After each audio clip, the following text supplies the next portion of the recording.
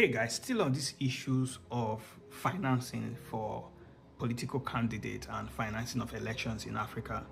So when I look at the case of the United States, for example, you can see what has been happening for the past few years. It has always been there, but it's beginning to gain a lot of traction recently, where you see that the Israel lobby in the United States has a very, very powerful stake.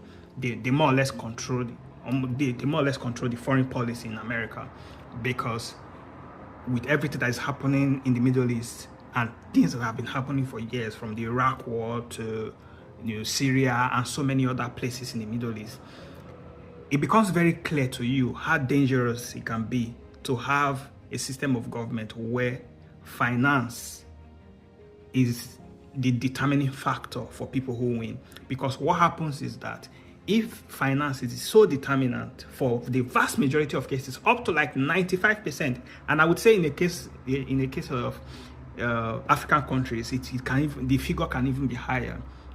What happens is that it gives room for external factors to be able to fund candidates.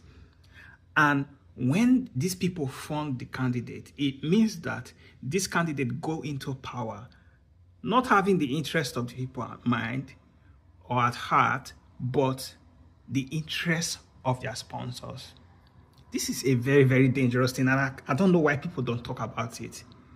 Because when you want to be a politician in Nigeria, for example, you already know that it's a very expensive venture. And for most Nigerian politicians, it becomes your career. It becomes your everything.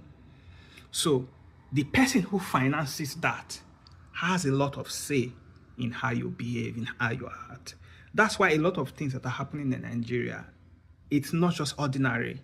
A lot of them have so much of external factors that are directly associated to them.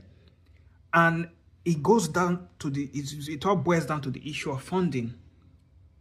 There's a saying that who pays the piper actually dictates the tune. You cannot expect that a normal local government election, somebody will be spending over 200 million to be elected as a local government chairman. How is a businessman going to come up with such amount of money to spend on an election that he's not even sure if he's going to win? So at the end of the day, you see that the funding will not come from the state government, from the governor. What happens is that when that happens, it means the governor controls the local government chairman. And then one of the governors, it can come from either the state coffer if he's already a governor, or from external factors from the federation.